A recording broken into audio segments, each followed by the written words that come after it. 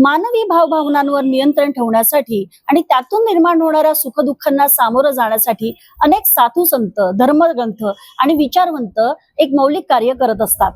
प्रत्येक जण आपापल्या कार्यामधनं नवीन नवीन गोष्टी प्रत्येक मानव जातीला सांगत असतात. आणि आज परमात्माचा संदेश घेऊन आपल्या बरोबर आहेत प्रदीप मुखर्जी सर. सर, आपका स्वागत है. आणि आपण सरांकडनं हे जाणून घेणार आहोत की नेमकं परमात्माचा संदेश म्हणजे काय आणि ते काय त्याच्यामधनं संदेश देऊ इच्छित आहेत प्रत्येक मानव जातीला, हे आपण त्यांच्याकडनं जाणून घेणार आहोत. सर, पहले तो आपने एक किताब लिखी है, जो किताब है परमात्मा का संदेश जी. तो किताब के बारे में पहले जानना चाहेंगे कि क्या संदेश आप देना चाहते हैं इस पुस्तक द्वारा. ओके.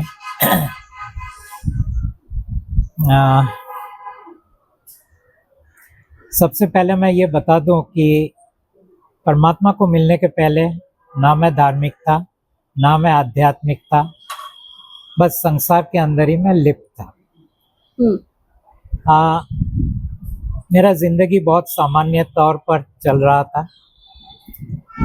फिर एक दिन परमात्मा आए, उन्होंने कहा कि तुम्हें मेरे लिए काम करने का है.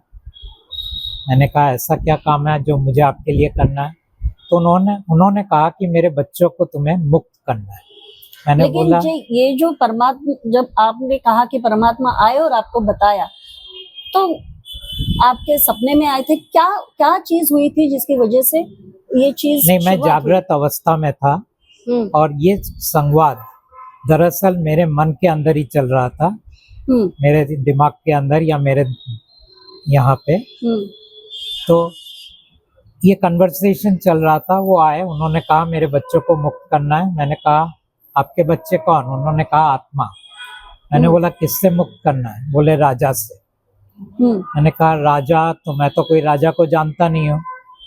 तो बोले फिर मुझे क्या करना है? बोले तुम्हें मेरे लिए काम करना है. मैंने बोला ठीक है. तो मैंने कहा कि आप अगर परमात्मा है तो आप तो ये काम को वैसे ही चुटकी में कर सकते हो, तो आपको एक मनुष्य की क्या जरूरत है? वो बोले नहीं, तुम्हें करना है. उन्होंने ये सब बातें मुझे एक्सप्लेन नहीं किया, जो बाद में उन्होंने एक्सप्लेन किया था. बाद में मतलब कई सालों बाद. फिर मैंने कहा कि ठीक है, आप कहते हो तो मैं आपका काम करूंगा, लेकिन ये आप जान लो कि जहाँ तक मेरा सवाल है, मैं आपको नहीं जानता. मैं आप पर विश्वास नहीं करूंगा, मैं आप पर कोई श्रद्धा नहीं रखूंगा, मेरा कोई समर्पण नहीं होगा.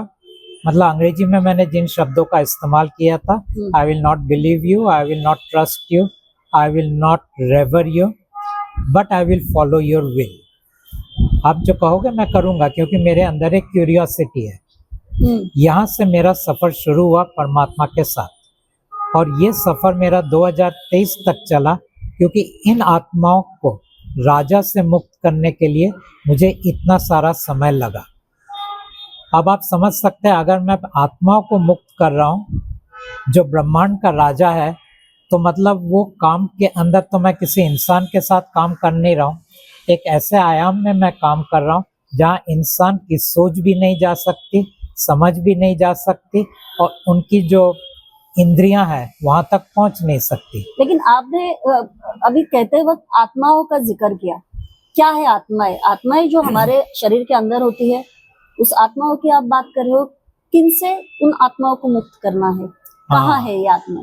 देखिए, जो सब सवाल आप मुझे पूछ रहे हो, मैं उनका जवाब दे रहा हूँ, लेकिन ये सब आंसर्स मुझे काफी बाद में मिला. 5 साल तक मैंने उन्हें संदेह के दायरे में रखा जी, और 5 साल तक मैंने उनको कहा मैं आप पर विश्वास नहीं करता, मैं आपको शंका के नजर में रखूंगा. फिर इस 5 साल के अंदर धीरे धीरे मुझे पता चला ये राजा कौन है, मुझे पता चला ये पूरा धर्म का कैसे विस्तार हुआ, मुझे पता चला अध्यात्म का कैसे विस्तार हुआ, मुझे पता चला संसार का कैसे विस्तार हुआ, और मुझे पता चला उन दोनों का रिश्ता क्या है जो अपने आप को परमात्मा कह रहे हैं और जिस राजा की वो बात कर रहे हैं. अब उसके बाद आया ये आत्मा. आपने पूछा आत्मा कौन? जो हमारे अंदर है वही. लेकिन मैं आपको ये बता दूं कि हालांकि लोगों की ये धारणा है कि आत्मा उनके अंदर है, आत्मा जनरली उनके अंदर होते नहीं है. वो चाहे तो अंदर आ सकते हैं, लेकिन ज्यादातर समय वो अंदर होते नहीं है. तो पूरे ब्रह्मांड के अंदर घूम रहे हैं. तो लोग कहते हैं कि अगर मेरे अंदर आत्मा नहीं है तो मैं मर जाऊंगा। हाँ।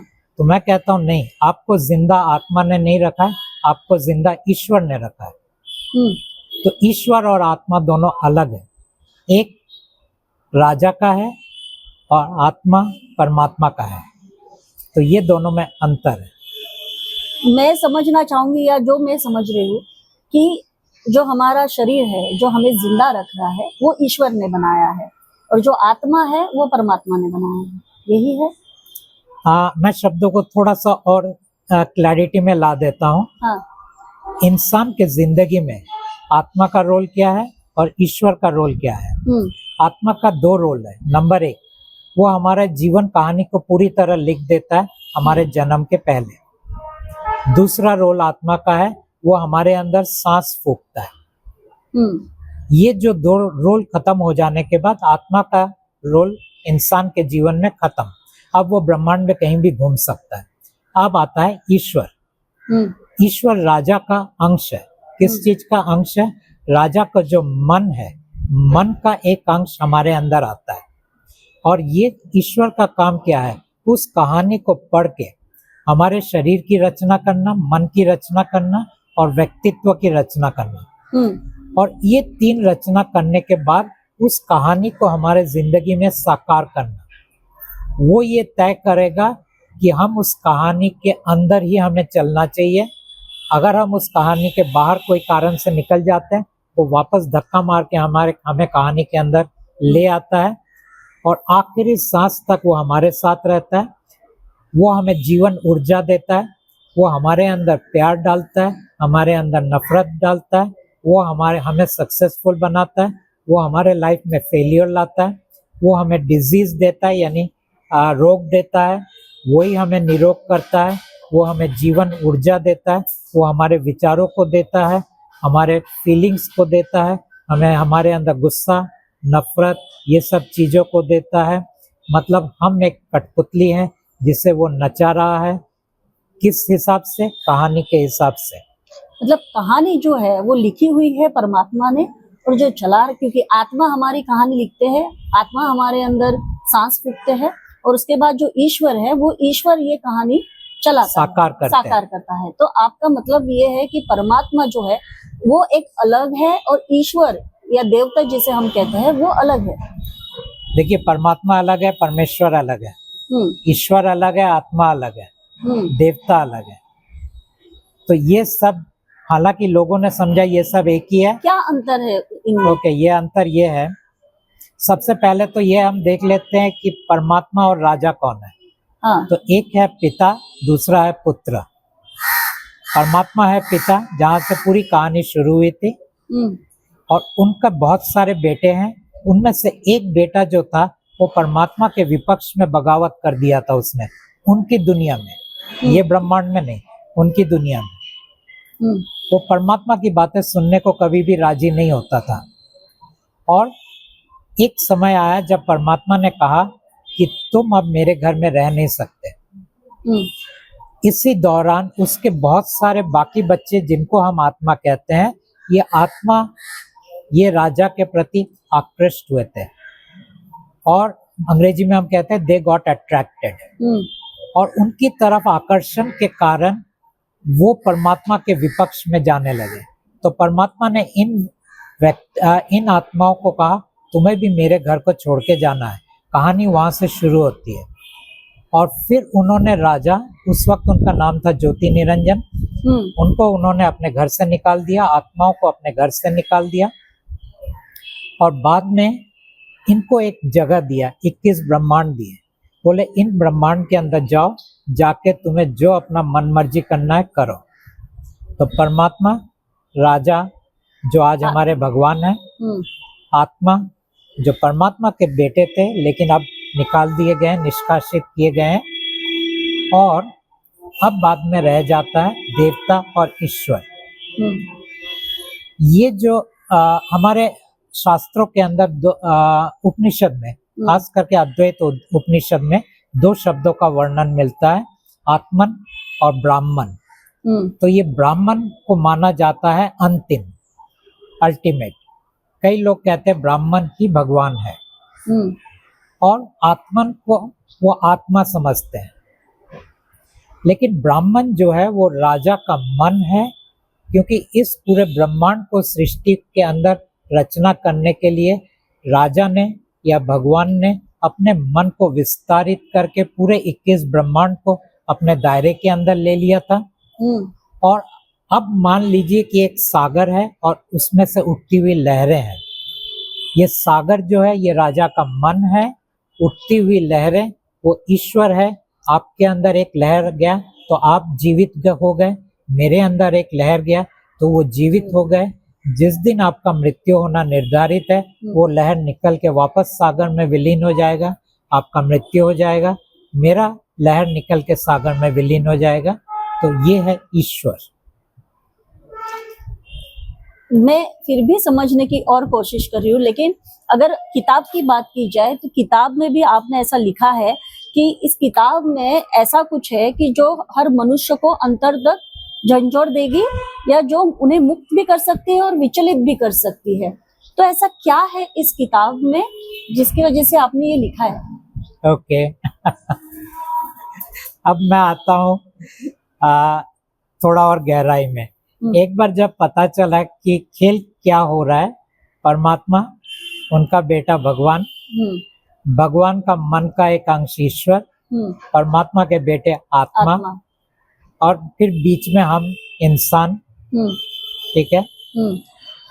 तो ये हमें इंसान को क्यों झकझोर देगा? क्योंकि जिस इंसान जिसकी पूजा करता है, जिस भगवान की पूजा करता है, और जब मैं भगवान शब्द का इस्तेमाल कर रहा हूँ, मैं कोई एक पर्टिकुलर धर्म की बात नहीं कर रहा हूँ। पूरा पृथ्वी के अंदर मान लीजिए 7 बिलियन 8 बिलियन जो भी लोग हैं, उनके जितने भी धर्म है वो सब धर्म का जो भी अल्टीमेट है वो एक ही शख्स है, वो है भगवान।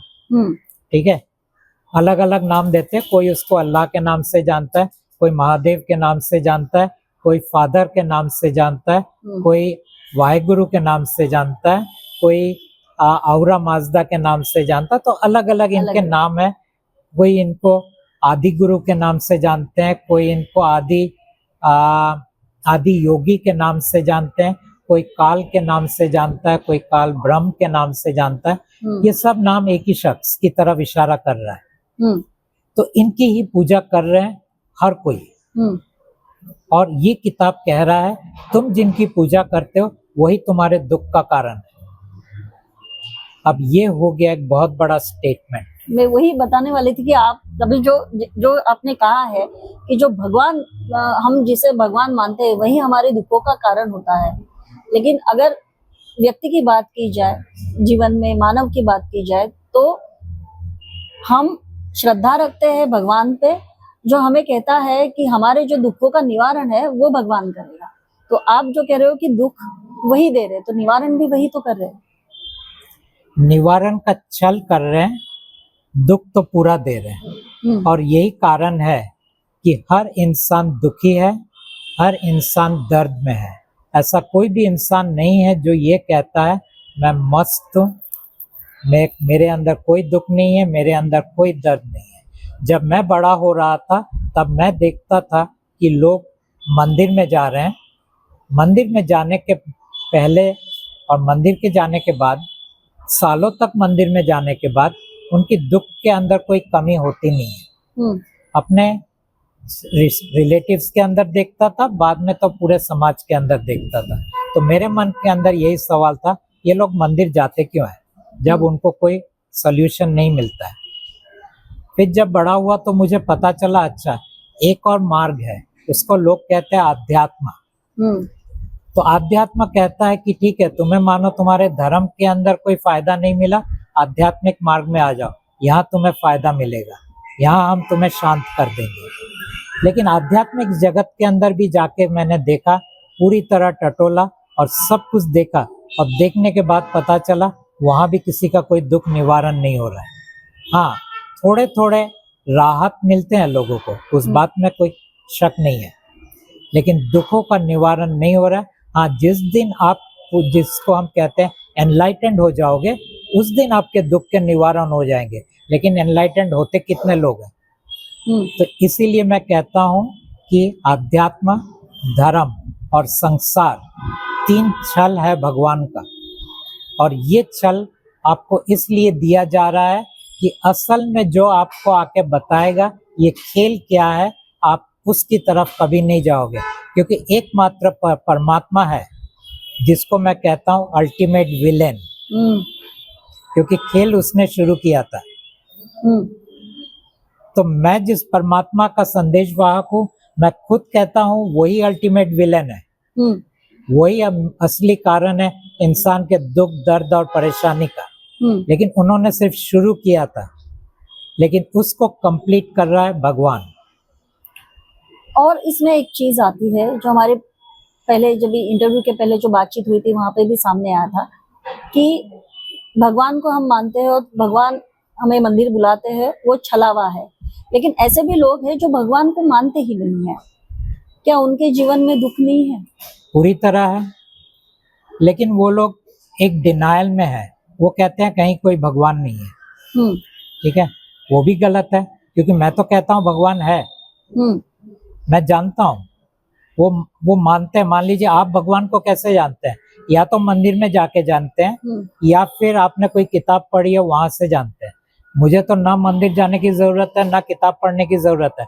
मेरा तो साक्षात उनके साथ बातचीत होता है, और फिर परमात्मा ने ये सिद्धि मेरे को दिया है कि मैं कोई भी लोक में जा सकता हूँ, कोई भी आयाम में जा सकता हूँ, जिससे चाहे मैं बात कर सकता हूँ। और इस सिद्धि के कारण मैं हर चीज को जानता हूँ, तो मेरे अंदर अंधविश्वास नहीं है थोड़ा भी। तो आप कहना ये चाहते हैं कि परमात्मा भी है, ईश्वर या भगवान भी यहाँ पे है, लेकिन फिर वो जो परमात्मा का संदेश आपको देना है मानव जाति को, वो क्या संदेश है? कि छलावा जो भगवान करता है उस पर विश्वास ना करे, या किस तरह से? परमात्मा ये कहते हैं कि देखो, तुम परमात्मा के ऊपर भी विश्वास मत करना। वो तो ये कहते हैं, ये नहीं कहते कि भगवान के ऊपर विश्वास मत करो। वो कह रहे हैं मैं तुम्हें भगवान का एक्चुअल रूप तुम्हें दिखा रहा हूँ। जो भी वो किताबों में लिखते हैं, तुम्हारा भगवान वो नहीं है, वो उसके उल्टा है, विपरीत है। लेकिन वो ये भी कहते हैं कि मैंने ही तुम्हारे दुख को शुरू किया है। तो वो ये नहीं कहते कि मैं बहुत अच्छा हूँ, लेकिन वो कहते हैं मेरे लिए, यानी परमात्मा के लिए इंसान की कोई कीमत नहीं है, और भगवान के लिए इंसान की कोई कीमत नहीं है। परमात्मा ने भगवान के ऊपर श्राप दिया था कि तुम्हें मनुष्य के मैल को खाना पड़ेगा, और उस मैल को खाने के लिए भगवान इंसानों को दुख और दर्द देते हैं। और इस मैल को इंसान जब मर जाता है, तब इंसान का एक सूक्ष्म शरीर उस मैल को लेके भगवान के पास जाते हैं। और यही चीज गीता के अंदर भी दिखाया गया है 11वें चैप्टर में, जहाँ वो विराट रूप में दिखता है कि सब मनुष्य उनके मुंह के अंदर जा रहा है, क्योंकि मनुष्य उनका खाना है। तो ये तो उन्होंने भी अपना रूप दिखा दिया है कि एक्चुअली वो क्या है और वो क्या करते हैं, मनुष्यों की जरूरत उनको क्यों है। और परमात्मा वही बातें यही बता रहे हैं कि तुम उनके खाना हो। रहा सवाल परमात्मा का, परमात्मा कहते हैं मुझे मनुष्य में कोई इंटरेस्ट नहीं है, लेकिन ये मनुष्य ने उनका काम किया था, वो काम को पूरा किया था, तो मैंने उनसे कहा कि आपको मनुष्य के लिए कुछ करना पड़ेगा। उन्होंने कहा मैं ज्यादा कुछ कर नहीं पाऊंगा। फिर भी उन्होंने कहा मैं थोड़ा बहुत करूंगा, और वही मैसेज मैं लोगों के पास लेके आ रहा हूँ। और मैं लोगों को बोलता हूँ, देखो इस वक्त कुंभ मेला चल रहा है, ठीक है, करोड़ों श्रद्धालु, अब लाखों की बात नहीं, अब बात तो करोड़ों की आ गई। करोड़ों श्रद्धालु उस कुंभ मेला के अंदर जाते हैं, इतनी ठंडी में, इतनी तकलीफ सह के अल्टीमेटली क्या कर रहे हैं, एक पानी में डुबकी लगा रहे हैं ना। और विश्वास क्या है, वो दो ही चीज मांग रहे हैं, मुझे पापों से मुक्ति करो और मेरा मोक्ष करो। इसके सिवा उनके पास और कोई मांग नहीं है। तो अगर ये दो चीज तुम्हें चाहिए, परमात्मा कहते हैं उसके लिए इतना मेहनत करने की जरूरत क्या है, मैं तुम्हें वही दो चीज दे दूंगा। तुम्हें क्या करना पड़ेगा, या तो इस मनुष्य के चेहरे को एक नजर देख लो, ये मनुष्य हर जगह जाएगा नहीं, तो वहां पे वो कहते हैं कि ये जो हीलिंग कार्ड है, इस हीलिंग कार्ड का तुम जो स्वरूप है उसका चेहरा एक नजर देख लो, उसके बाद तुम्हें और कुछ चाहिए नहीं। या तो ये जो किताब है परमात्मा का संदेश, इस किताब के अंदर दिए हुए स्वरूप का एक नजर देख लो, बात खत्म हो गई। उसके बाद तुम्हें भगवान के साथ रहना, भगवान के साथ रहो। मंदिर मस्जिद गुरुद्वारा में जाके पूजा करना है पूजा करो, तुम्हें ध्यान करना है ध्यान करो, तुम्हें जो करना है तुम करो, मेरा काम खत्म, परमात्मा का काम खत्म। देखिए, इस पूरे बातचीत में मेरे मन में बहुत सवाल आ रहे हैं। तो एक सवाल ये है कि परमात्मा हो गए या ईश्वर भगवान हो गए, आपने उन दोनों की बात बता दी, उनका संदेश बता दिया, लेकिन अगर मानव की बात करें, अगर मानव की नजर से देखें, मानव जाति की नजर से देखें, तो ये जो कहानी है, जब तक हमारा शरीर, आत्मा, जैसे आप बोल रहे हैं आत्मा अंदर है नहीं, लेकिन हम जैसे बोलते हैं कि जब तक आत्मा छोड़ते नहीं है, हमें ये कहानी करनी पड़ती है या ये एक्ट करना पड़ता है। तो इसके लिए यहाँ पे दुख भी है, सुख भी है। तो हमें तो उस दुखों से, सुखों के, आप जैसे छलावा कहते हैं, वो छलावा भी हमें करना ही पड़ेगा। तो अब मानव जाति का अगर हम बात करें, तो हम ईश्वर को मानते हैं और ईश्वर पे भरोसा करते हैं कि शायद वही सुख देते हैं, लेकिन दुख देते हैं, लेकिन वही सुख भी देते हैं। अगर आप बोल रहे हो कि परमात्मा जो है, वो परमात्मा अगर मानव जाति को कुछ ज्यादा नहीं दे सकते, तो मैं मानव जाति में हूँ, मैं परमात्मा को किस नजर से देखूं, या क्या बोलूं उनको कि आप अगर मेरे सुख दुख में मेरे साथ नहीं दे सकते, तो मैं आपको किस तरह से देखूं, या मैं आपको क्यों मानूं? क्योंकि ये बात तो विश्वास की है। जहाँ तक आपके भगवान का सवाल है या इंसान के भगवान का सवाल है, और फिर से मैं क्लियर कर देता हूँ, ये कोई मजहब की बात नहीं है, ये कोई धर्म की बात नहीं, बिल्कुल ये समष्टि की बात है जी, टोटलिटी की बात जी, है, मानव जाति की बात, मानव जाति की बात है जी। और शब्द मैं भगवान इस्तेमाल कर रहा हूँ, उसको आप कोई भी नाम से ले, ठीक है। भगवान के साथ आपका रिश्ता विश्वास के ऊपर टिका हुआ है जी, ठीक है। विश्वास की जरूरत किसे पड़ती है? सिर्फ अंधों को पड़ती है। जो देख सकता है उसे विश्वास की जरूरत नहीं पड़ती है।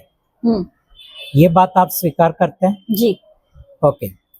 अगर आप अंधे हैं, आप मतलब मानव की बात कर रहा हूं, अगर मानव अंधा है और विश्वास के सिवा उसके पास दूसरा कोई चारा नहीं है, तो वो जो कर रहा है परफेक्ट कर रहा है, क्योंकि कम से कम डूबते को जो तिनके का सहारा होता है, उसी तरह इस दुख और दर्द के सागर में वो विश्वास ही तो उसका सहारा है। और वो कहता है कि इस सहारे को मेरे से मत छीनो, ठीक है, क्योंकि आखिर उम्मीद चली जाएगी। तो जब परमात्मा आए हैं तो वो कहते हैं कि जिस चीज को तुम पकड़ के बैठे हो वो वैसे भी तुम्हें डुबा रहा है, क्योंकि तिनका कभी किसी को पार नहीं लगाता है। सवाल रहा बाकी तुम्हें पार ही जाना है ना। दुख सुख तो तुम्हारे जीवन में रहने वाले हैं, ना भगवान तुम्हें वो उसमें से छुड़ाएंगे, ना परमात्मा तुम्हें उसमें से छुड़ाएंगे। लेकिन क्यों ना तुम परमात्मा को पूरे अविश्वास के दायरे के अंदर 1 महीने के लिए परख के देख लो। क्या परखना है? कि इस स्वरूप के साथ तुम अपने हर दुख और हर दर्द को शेयर करो, साझा करो, और उसके बाद देखो तुम्हारे जीवन के अंदर कोई परिवर्तन आता है या नहीं आता है। और ये किताब भी क्यों खरीदने की कोई जरूरत नहीं है, उसके बदले तुम ये हीलिंग कार्ड को डाउनलोड कर लो alakgod.com से, ALAKHGOD alakgod.com। डिजिटल कार्ड अपने मोबाइल में डाउनलोड कर लो। 1 महीने के लिए इनसे बात करो। क्या बात करो? मेरे ये सब परेशानी है, ये दर्द है, ये दुख है, इतना मेरा डिप्रेशन है, इतना मेरा डर है, ये मेरा तनाव है, इन चीजें परमात्मा कह रहे हैं मैं तुम्हारा मनोकामना पूरा नहीं करूंगा, लेकिन इन चीजों से बात करो। 1 महीने के बाद रिपोर्ट कार्ड बनाओ। तुम्हें लगे परमात्मा ने कुछ तुम्हें दिया है तो परमात्मा के साथ तुम चलो, लगे परमात्मा ने नहीं दिया है, परमात्मा को तुम ड्रॉप कर दो। तो बहुत प्रैक्टिकल चीजें दिया है। विश्वास की कोई जरूरत नहीं है। ये मान के चलो कि ये जो इंसान आपके सामने बात कर रहा है, हो सकता है ये ढोंगी है, हो सकता है ये इसकी अपनी कोई एजेंडा है। मेरा जो भी एजेंडा हो, आप आपका एजेंडा देखो, वो स्वरूप 1 महीना, उसके बाद आप करो। आपने इस किताब में भी हीलिंग सूत्र दिए हैं, वो हीलिंग सूत्र क्या है और वो किस तरह से काम करते हैं? परमात्मा कहते हैं कि चलो ये किताब के अंदर मैं तुम्हें थोड़े एग्जाम्पल्स देता हूँ। जैसे कि मान लो कि तुम्हारा सर में दर्द है, तो तुम ये कह सकते हो कि परमात्मा मेरे सर में बहुत दर्द हो रहा है, आपकी कृपा मुझ पर बनी रहे। दूसरा लाइन आप ना भी बोलो तो भी चलेगा, खाली बोलो परमात्मा मेरे सर में बहुत दर्द है, परमात्मा मुझे डर है कि मेरा नौकरी चला जाएगा, परमात्मा मुझे लगता है कि मेरे ऊपर बहुत बड़ा संकट आने वाला है। तो जो भी चीजें तुम्हें परेशान कर रहा है बोलते जाओ, एक बार बोलो छोड़ दो, आगे निकल जाओ। तो इस तरह यहाँ सिर्फ एग्जाम्पल्स है, लेकिन मैं ऐसा बोल रहा हूँ अपने लाइफ में जो है वो तुम शेयर करो, और उसके बाद 1 महीने के बाद देख लो क्या तुम्हारे जीवन में परिवर्तन आ रहा है। फिर एक बार यहाँ पे शायद मैं थोड़ा गलत भी हो सकती हूँ या सवाल मुझे पता नहीं, लेकिन एक बार फिर से ये विश्वास की तो बात है कि अगर भगवान नहीं, आप परमात्मा पर एक बार विश्वास करके देख लो, तो कहीं ना कहीं मानव जाति के लिए विश्वास की तो बात है कि आप विश्वास करके देखो। वो कहते हैं कि परमात्मा नहीं कह रहे कि तुम परमात्मा के ऊपर विश्वास करो, परमात्मा कह रहे हैं कि तुम परमात्मा को एक बार टटोल करके देख लो। जैसे एक साइंटिस्ट अपना एक्सपेरिमेंट करता है, वो विश्वास के दायरे पे नहीं करता है, वो शक के दायरे पे करता है, और उस शक के अंदर वो पूरी चीज को अच्छी तरह टटोल रहा है। उसी साइंटिफिक माइंड के अंदर तुम परमात्मा को टटोलो, जहाँ विश्वास नहीं है, जहाँ भक्ति नहीं है, श्रद्धा नहीं है, जहाँ समर्पण नहीं है, पूरी शंका है, और उस शंका के दायरे में तुम परमात्मा के साथ 1 महीने ये करके देख लो तुम्हारे जीवन में क्या अंतर आता है। तो ये हो गई भक्ति की बात, परमात्मा के साथ बातचीत की बात। लेकिन जिस तरह से मैंने पहले आपको पूछा था कि 2 तरह के मानव जाति यहाँ पे है, एक जो है वो भगवान को मानती है, ईश्वर को मानती है, दूसरी है जो भगवान को बिल्कुल नहीं मानती है। तो उन लोगों के लिए आप किस तरह से परमात्मा का संदेश दे सकते हैं? उन लोगों के लिए भी मैं यही कह रहा हूँ कि आप कुछ मानते नहीं हो वो तो ठीक है, उसकी हम कदर करते हैं, और हम तो ये कहते हैं चलो आप जो नहीं मानते हो वो बेहतर है मानने वालों से। क्यों? क्योंकि मानने वाले तो अब अंधे भी हैं और अंधश्रद्धा भी है जी। आप अंधे हो लेकिन अंधश्रद्धा नहीं है, ठीक है। अंधश्रद्धा शब्दों को मैं इस्तेमाल कर रहा हूँ, बात कड़वी है, लेकिन एक्चुअली श्रद्धा के साथ अंधापन जुड़ा हुआ है। जो इंसान जानता है उन्हें श्रद्धा की जरूरत नहीं है। मैं परमात्मा को जानता हूँ, इसीलिए मुझे श्रद्धा की जरूरत नहीं है, मुझे विश्वास की जरूरत नहीं है, क्योंकि मैं जानता हूँ। तो मैं उन लोगों को जो नास्तिक अपने आप को कहते हैं, मैं कहता हूँ दुख दर्द तो आपके जिंदगी में भी है ना, तो आप इसको सिर्फ एक टूल की तरह देखो, टूल मतलब कि एक्सपेरिमेंट की तरह देखो, और उस एक्सपेरिमेंट के दायरे के अंदर आप अपने दुख दर्द इसके साथ साझा करो और देखो ये आपको कुछ दे रहा है या नहीं दे रहा है। पर इतना ही मेरा उनका संदेश है उनके लिए। तो ये जो संदेश आप देते हो, जिस तरह से अभी जो अपने आप को धर्म गुरु कहलाते हैं या जो भगवान ईश्वर का एक वाहक, संदेश वाहक जो बताते हैं यहाँ पे, वो तो अपने आप में एक सभा बनाते हैं और सभा में लोगों को बताते हैं। आप जो अपना संदेश, परमात्मा का संदेश जो आप मानव जाति को देना चाहते हैं, वो किस तरह से आप फिर देते हैं? क्योंकि अगर मुझे और कुछ जानना है तो किस तरह से हमारे जो दर्शक है वो किस तरह से आपसे जुड़ सकते हैं? मेरे से नहीं जुड़ना है परमात्मा से जुड़ना है। परमात्मा से जुड़ना है, क्योंकि लोग मेरे पास आते हैं और आके बोलते, अपनी पूरी परेशानी की गाथा सुनाते हैं, और मैं बोलता हूँ ये मानव आपके लिए कुछ नहीं कर पाएगा, आप गलत अपेक्षा लेके आए हो। परमात्मा से बात करो, परमात्मा किधर है? इस स्वरूप के अंदर है, इनसे बात करो। तो ये हुआ नंबर 1। नंबर 2, मैं एक्चुअली अलग अलग जगह में जाके पॉडकास्ट करता हूँ। क्यों करता हूँ? क्योंकि वो पॉडकास्ट जब अपलोड होता है तब उसे कोई भी देख सकता है यूट्यूब के अंदर जी। और तीसरा, मैंने ये किताब लिखा है, ये किताब भी लोग पढ़ सकते हैं। चौथा, मेरा जो वेबसाइट है अलगगॉड.com, उस वेबसाइट के अंदर आके भी वो काफी चीजें पढ़ सकते हैं, कुछ यूट्यूब के वीडियोस देख सकते हैं। इस तरह तक मैं मानव तक पहुंचने की कोशिश कर रहा हूँ। तो प्रदीप मुखर्जी जी, जिस तरह से आपने बात की है मेरे ख्याल से बहुत सारे जो हमारे दर्शक है वो बहुत से उत्सुक भी है ये जानने के लिए, क्योंकि इस एक इंटरव्यू से मुझे नहीं लगता है कि जो बात आप और अच्छी तरह से कहना चाहते हैं तो वो और सुनना भी चाहते हैं, लेकिन हमारे पास थोड़ी वक्त की मर्यादा है। लेकिन मैं हमारे दर्शकों को जरूर हे कहना चाहूंगी की परमात्मा का संदेश हे जे पुस्तक आहे हे इंग्लिशमध्ये, हिंदीमध्ये आणि मराठीमध्ये तिन्ही ह्याच्यात आहेत। आणि जो संदेश इथे प्रदीप मुखर्जी आणि फाल्गुनी पाठक ह्या दोन व्यक्ती इथे द्यायला सांगतायत ते असं आहे की तुम्ही परमात्मावर एकदा परमात्माशी बोला, तुम्हाला कुठेही मंदिरात जायची गरज नाही। मी बराबर है, आप किसी मंदिर में जाने की जरूरत नहीं है, आपको किसी भगवान के पास जाने की जरूरत नहीं है। परमात्मा से आप डायरेक्टली बात कर सकते हैं। आप मंदिर में जाओ, भगवान के पास जाओ, पूजा पाठ करो, जो करना आप सब कुछ करो। उन सब के बाद ये करके एक बार देख लो, कुछ भी रोकना नहीं है। 1 महीने के बाद अगर आपको रिजल्ट मिलता है तो या तो भगवान को चुनो या परमात्मा को चुनो। 1 महीने तक आप जो कर रहे हो वो सब करो। तर त्यासाठी तुम्ही बित्तम बातमीचा हा पॉडकास्ट नक्कीच बघा आणि त्याचबरोबर हे पुस्तक जरूर तुम्ही वाचा, कारण या पुस्तकातून तुम्हाला अनेक गोष्टी उलगडतील आणि जो काही परमात्माचा संदेश इथे ते द्यायचा आहे त्यांना ते नक्कीच तुम्हाला तिथे कळेल। आणि जर यापेक्षा अधिक माहिती तुम्हाला हवी असेल तर नक्कीच बित्तम बातमीला तुम्ही कॉन्टॅक्ट करा। आम्ही नक्कीच तुम्हाला यांच्यापर्यंत परमात्माचा संदेश काय आहे हे सांगण्यासाठी प्रदीप मुखर्जी यांच्यापर्यंत नक्कीच आम्ही तुमचा कॉन्टॅक्ट करू। पण आता आपण इथेच थांबतोय। धन्यवाद।